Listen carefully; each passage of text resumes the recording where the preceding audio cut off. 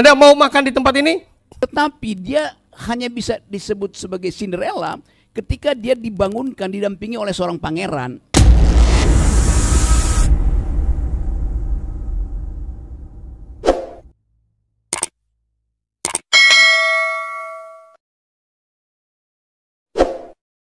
Nah, tema ngaji ngopi pada malam hari ini adalah mencari pemimpin Tulungagung yang visioner dan berhati nurani.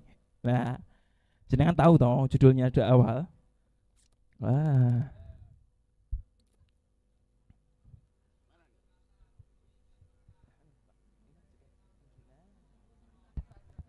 Nah, kita akan membahas tentang kontestasi politik yang ternyata belum usai. Kita masih ada pilkada yang notabene akan memimpin Tulungagung 1 tahun ke depan. Kok 1 tahun? 5 tahun ke depan. Kita akan memilih pemimpin yang sesuai dengan hati nurani kita. Siapakah pemimpin itu? Tentu perlu kita tahu kacamata apa yang harus kita pakai untuk mencari sosok pemimpin tersebut. Ngoten. Ya, saya tahu arahnya kemana. Nah, pada malam hari ini kita akan berdiskusi dengan kedua pemantik dan kita akan eksploitasi pengetahuannya. Silakan teman-teman mempersiapkan pertanyaan atau mungkin ketika nanti tidak sepakat dengan kedua pemantik, kami persilahkan, atau mungkin ada pendapat yang berbeda, kami persilahkan pula. Nah, mari kita eksploitasi pengetahuan mereka. Mana dulu ini? Mau siapa dulu ini? Silakan. Penalti kick off. Oke. Bung Diki Akmar, tepuk tangan untuk Bung Diki Akmar. Nah, Bung Diki ini datang ke Tulungagung sampai jam 3, Bung ya. Ya. Sampai gimana rasanya Tulungagung? Sudah pernah mampir ke Tulungagung belum, Bung? Sudah dong, sudah. Sudah berkali-kali ya. Gimana rasanya Tulungagung dengan Jakarta? Rasa kayak gudang garam. Maksudnya apa ini? Iya, Pak. Maksudnya Tulungagung gimana ini kok gudang garam? Ya rasanya kayak gudang garam aja. Sepanjang jalan lebih banyak gudang garamnya daripada lainnya. Panjang ya. Padahal gudang garam itu Kediri, Bu. Ya, saya tahu. Saya lewatin. Oke. Nah, kita akan diskusi soal idealnya seorang pemimpin menurut Bung Diki Akmar. Nih, monggo dipaparkan, Bung. Oke. Terima kasih. Assalamualaikum warahmatullahi wabarakatuh. Ya, Bapak, Ibu, saudara-saudari, teman-teman semua, saya Diki Akmar. Kebetulan saya Ketua Forum Diskusi Akal Sehat Indonesia. Jadi saya sering mengajak Bang Rocky untuk menularkan akal sehatnya ke seluruh Indonesia. Ya, kita sudah tampil di beberapa kampus di seluruh Indonesia, bahkan beberapa kampus pernah juga mengusir kita. Acara sudah disiapkan, kita datang tiba-tiba diusir. Itu sudah nggak aneh dan sering kali. Kemudian kita juga pernah lakukan itu di luar negeri, ya, dengan mahasiswa kita di Jerman, di Polandia, di Jepang, kemudian Bang Rocky juga pernah di Dubai. Jadi banyak beberapa tempat. Poinnya forum diskusi akal sehat ini ingin sekali berbagi cara berpikir akal sehat, melihat segala sesuatu dengan akal sehat. Ya, oke. Hari ini saya diminta untuk bicara tentang cara memilih pemimpin yang visioner dan mempunyai hati nurani, ya. Ya, silakan. Siapa yang mengoperatkan? Ya, saya kebetulan selain itu juga Ketua Asosiasi Pengusaha Cangkang Sawit Indonesia. Kita sudah ekspor 5,5 juta ton tiap tahun ke Jepang. Saya juga Wakil Ketua Komite Eropa Tengah di Kadin Pusat. Dan termasuk salah satu 110 toko sawit Indonesia.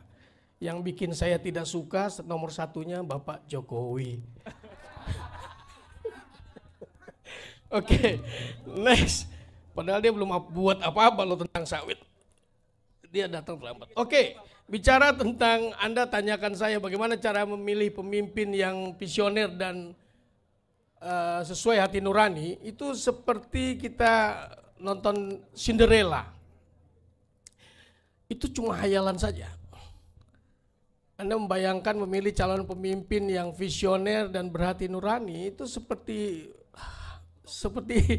fiksi, hayalan saja. Ya, panjang penderitaannya sang Cinderella, kemudian berharap sesuatu tapi tak kunjung tiba. Tapi tetap masih punya harapan untuk bisa mendapatkan sang raja. Seperti itulah bayangan saya ketika Anda berharap mencari pemimpin yang visioner dan berhati nurani. Next. Ya, bagaimana pemimpin yang visioner dan berhati nurani?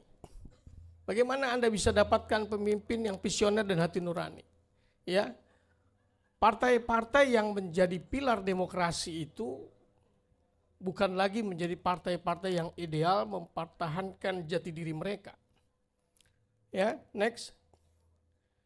Ya, threshold jadi halangan utama Cinderella. Ya, threshold itu membatasi kita untuk menentukan pemimpin kita. Sementara threshold dibatasi oleh jumlah kursi yang ada pada partai-partai. Sehingga apa yang terjadi? Partai politik jadi ibu tiri Cinderella yang melacurkan dirinya untuk memenangkan kontestasi politik anak kandungnya. Ya, anak kandungnya untuk bisa menang sama sang raja, kemudian dia harus melacurkan diri, berkoalisi dengan partai-partai yang sebetulnya tidak seideologi dengan dia. Bagaimana bisa PDIP bergabung sama P3? Ideologi apa yang mereka sedang lakukan untuk bergabung itu? Semua partai sudah mulai melacurkan diri. Lantas, mungkinkah mereka akan bisa memilih pemimpin yang visioner dan berhati nurani? Oke, kesempitankah sepatunya, kebesarankah sepatunya? Ya, ini soal perbedaan ideologi tadi. Pokoknya berkuasa dulu, menang dulu. Itu yang terjadi di antara partai-partai politik kita. Jadi kerusakan utama di negeri ini untuk bisa memilih pemimpin yang ideal terganggu oleh kelakuan partai politik. Next. Kesimpulannya, no place untuk pemimpin visioner yang berhati nurani di negeri Cinderella. Ya, no place. Nggak ada tuh ceritanya kita bisa dapatkan pemimpin yang begitu. Lalu bagaimana? Next. Lalu bagaimana Anda harus memilih? Ketika Anda ditanya bagaimana caranya kita memilih pemimpin yang visioner dan berhati nurani. Next. Oke, Anda saya tanya sekarang. Anda mau makan di tempat ini? Tidak. Ada yang mau makan bakso di tempat ini? Padahal ini di restoran pasti dia jaga higienitasnya. Ya, higienitasnya dijaga, tapi kamu harus makan di tempat toilet begini. Nggak mau ya? Nggak mau. Next. Mau makan bakso di sini? Mau. Padahal Anda lihat embernya cuma satu, mangkoknya banyak, cuma dicelap-celup, bakterinya banyak. Tapi Anda suka, Anda nikmati. Jadi Anda bayangkan, Anda lebih memilih sesuatu yang normatif tapi berbakteri dengan sesuatu, kembali ke semula, ya, ini sesuatu yang higienis tapi dia tidak punya etika, tidak beretika. Karena normatif kita ini adalah tempat buang air besar. Maka ketika Anda makan di sini, higieniskah dia? Tetap kita tidak terima. Sehingga apa maknanya? Bahwa ketika Anda memilih, pilihlah sesuatu yang punya etika. Maka ketika calon itu sudah jelas-jelas tidak punya etika, tidak bermoral, maka itu bukan pilihan kita. Kita terpaksa memilih bakso yang tadi walaupun berbakteri, tapi paling tidak dia sesuai dengan etika. Ya, tahukah Anda bahwa caleg-caleg yang terpilih sekarang adalah juga dikenal sama masyarakat pemakai narkoba, tapi dia dipilih. Tahukah Anda bahwa caleg-caleg yang terpilih sebetulnya adalah koruptor lama tapi dia pilih kembali? Tahukah Anda caleg-caleg yang dulu sudah jadi alek, kemudian sekarang tidak memberikan sesuatu pada masyarakat, tapi akhirnya dia jadi caleg, terpilih lagi? Kita sendirilah yang membuat kekacauan ini. Kita sendirilah yang membuat itu. Semua hanya karena pragmatisme. Ada uangnya untuk bisa memilih dia. Ya, next. Oke.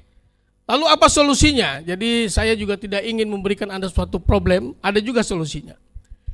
Norman Schwarzkopf ini seorang pemimpin militer yang luar biasa. Ya. Dia katakan, pilihlah pemimpin yang berkarakter dan mempunyai strategi. Tapi kalau harus memilih salah satu, pilihlah yang berkarakter baik. Jadi Mas, kalau Anda tanya itu, dari semua caleg-caleg pilkada yang Anda ingin pilih, ya, udah jangan didengar strategi, visi, misinya, dan lain-lain.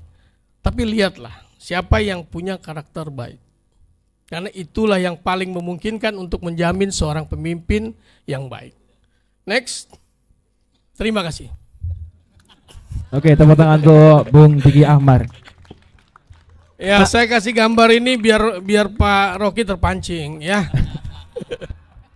Saya tambahan, saya mau menanggapi sedikit mengenai sosok daripada kamu memilih sosok orang yang punya taktis, strategis, lebih baik kamu memilih seorang yang baik, seperti berkarakter baik. Begini, Bung. Korelasinya adalah antara tokoh tua dan muda sekarang. Kalau bicara soal baik, tentu yang muda itu punya track record buruk lebih sedikit daripada yang tua. Nah, kan jadikan seperti itu kan ya. Bagaimana? Terus kemudian dibenturkan pada akhirnya sama pengalaman. Nah, monggo Bung Diki. Karakter itu tidak ditentukan oleh tua muda, tidak ditentukan oleh pengalaman. Karakter itu sama ketika Anda tidak memilih bakso di toilet dan memilih bakso yang di gerobak. Itu karakter, itu normatif. Itu hal umum yang kita tahu ini baik dan ini tidak baik. Dia mau tua, mau muda, berpengalaman apa tidak, Anda lihat. Dia normatif apa tidak normatif. Anda mau ngusung yang muda ya? Enggak gitu, Bu. Saya kasih jawaban netral, normatif, etika, moral, itu ukuran. Dan itu tidak bergantung tua muda. Banyak orang tua berpengalaman, moralnya ya begitu juga kelakuannya kan. Nah, konteks pada kesempatan ini adalah urusan track record, Bung Diki. Kalau yang muda track recordnya masih sedikit, ya kesalahannya sedikit. Yang kita ketahui darinya, moralnya itu adalah sesuatu yang masih sangat minim. Nah, seperti itu. Pada akhirnya, apakah pada akhirnya yang muda ini lebih baik daripada yang tua? Kan jadinya kan seperti itu kalau urusan data. Anda mau cari apa ini sekarang? Wah. Anda mau cari pemimpin kan? Anda mau cari pemimpin kan? Saya katakan tadi, pemimpin itu bergantung kepada karakter dan etikanya dia. Maka mudahkah dia ketika dia punya karakter dan etika yang baik, pasti dia akan mengambil keputusan dalam situasi apapun adalah sesuatu yang baik untuk kepentingan masyarakat banyak. Jadi sekali lagi saya kasih gambaran tadi, makan bakso di toilet dengan makan bakso itu tadi. Ya. Itu dua hal yang semua tidak ada yang mengatakan saya mau makan di situ, tidak ada. Karena itu tidak normatif, tidak moral, tidak etika. Maka pilihannya tuakah muda, dia etika menjadi satu barometer untuk memilih pemimpin. Oke, tepuk tangan untuk Bung Diki Ahmar. Nah, kalau tadi sudah kick off, nah ini karena masih seri, kita perlu adu penalti ini. Monggo Bung Rocky Gerung, selamat malam. Aku tak jawab dulu lah. Bagaimana, ini kan first time mampir ke Tulungagung, betul ya Bung? Iya, first time artinya saya nggak ngerti apa-apa, itu maksudnya. Ya. Bisa jadi. Tapi yang saya maksud, tanda orang nggak ngerti apa-apa begini. Bung, jangan mancing-mancing lah. Ya. Kami tak seberani panjenengan. Oke, yang kami maksud itu adalah first time, pertama kali meminjak KKP mampir ke Tulungagung. Karena selama ini kan lewat aja ya. Ya. Lewat aja. Gimana sedikit tentang Secuil Tulungagung? Euforianya, gambarin aja dikit biar teman-teman seneng lah. Iya, itu euforia. Ya, seperti gudang garam itu. Artinya Tulungagung ini garang tapi aman. Apa maksudnya ini?